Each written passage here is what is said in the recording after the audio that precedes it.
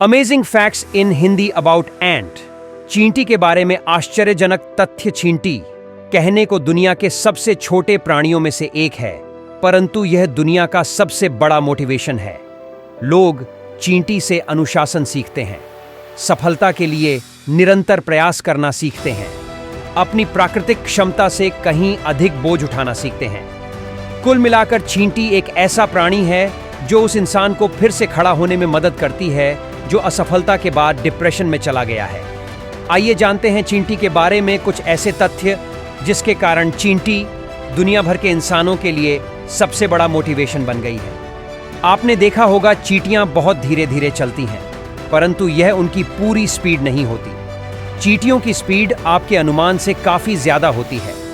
Silver एंट चींटी 1 second में 855 millimetre की दूरी तय करती है, यानी कि 19 मिनट में 1 किलोमीटर की दूरी तय कर लेती है।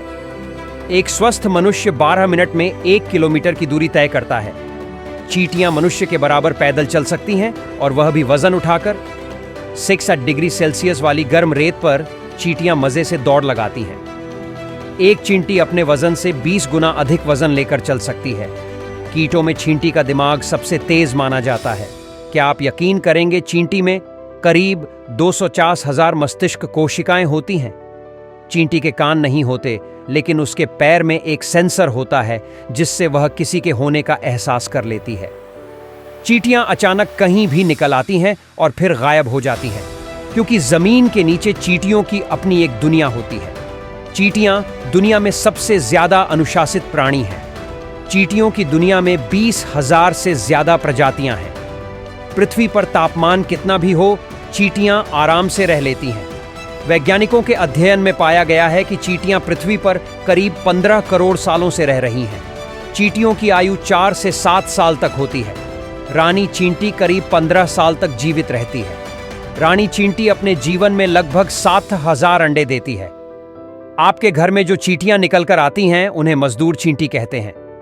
रानी चींटी कभी मनुष्य के सामने नहीं आती। चींटियों की कुछ प्रजातियां मांसाहारी भी होती हैं। चींटियां हमेशा एक दूसरे को कम्युनिकेट करती हैं, अर्थात कभी कोई राज दिल में छुपाकर नहीं रखती, बल्कि हर जानकारी दूसरी चींटी को उपलब्ध कराती है ताकि वह आगे बढ़ सके। और सबसे अंत में सबसे मजेदार जानकारी, एक रानी चींटी का अपना इलाका होता है। चींटियां इलाके की वृद्धि की कोशिश करती हैं। ऐसा करते हुए जब वह किसी दूसरी रानी चींटी के इलाके में पहुंच जाती हैं, तो युद्ध शुरू हो जाता है। वैज्ञानिकों ने शोध में पाया है कि कई बार चींटियों के बीच युद्ध कई हफ्तों तक चला। ज्यादातर यह कुछ घंटों तक चलता है, और सबसे बड़ी बात यह कि चींटियां कभी भी अपनी रानी की थी के साथ गद्दारी नहीं करती। ऐसे ही बेहतरीन जानकारी के लिए वीडियो को लाइक और चैनल को सब्सक्राइब करना ना भूलें। तेज रफ्तार से चल रही इस दुनिया में मानवता को ना भूलें और अपना ध्यान रखिए। धन्यवाद।